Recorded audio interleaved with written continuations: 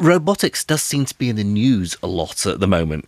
We're being told that we're on the edge of a revolution in robotics, that they'll come for our jobs. Should we be worried about that? I think we should be a little bit worried.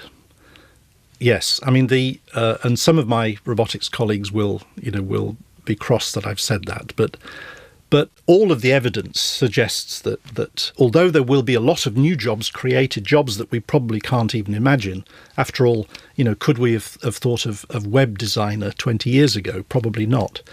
But whether that will be enough new jobs in a sense to replace all of the jobs that are lost, I'm personally rather doubtful. In fact, I think we're almost asking the wrong question. I think, we should be asking the question instead, how can we make sure as a society that the wealth that's created, the additional wealth that's created through robotics and AI and automation in general, is shared by all in society? I think that's a more important question than how can we replace all of the jobs. The issue of robots taking over our jobs, isn't that something that we had been concerned about decades ago, with the advent of the silicon chip, and then suddenly you have, these robotic arms taking over from sort of manual labour on factory production lines. And we survived. In a way, maybe some would argue that we don't, because the people were out of a job, unskilled labour. Are we worrying unnecessarily that we will actually adapt as a society to whatever technology gives us? I'm sure we'll adapt, yes, but I think what concerns me, not just a robot ethicist, but I hope a caring human being, is that nobody in society loses out during that process of adaptation. It's a fallacy that the Luddites were anti-technology. What they were, in fact, anti is starvation. They were anti-starvation. And I'm a Luddite, therefore.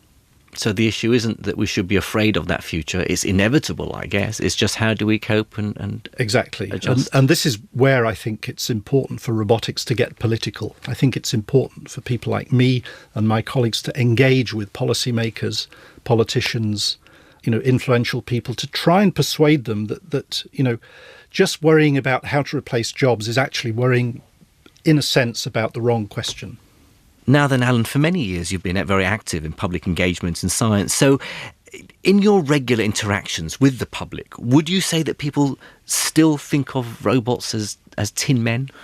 Mostly, yes. Yes, that's right, yes. So the movies have a lot to answer for there. And as robots start to play a bigger role in our everyday lives, is that view likely to change soon? I think it will, yes. The interesting thing, of course, is that when we have robots, we typically stop calling them robots. So we don't call a driverless car a robot, even though it is. My guess is that in 5 years' time, when you buy a vacuum cleaner, it will be a robot, because it won't be called a robot, it'll be called a vacuum cleaner.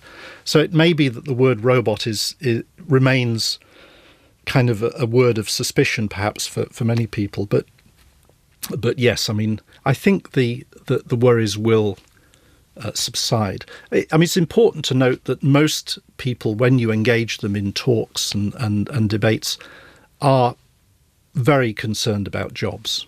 That remains the top of the list of worries among most people.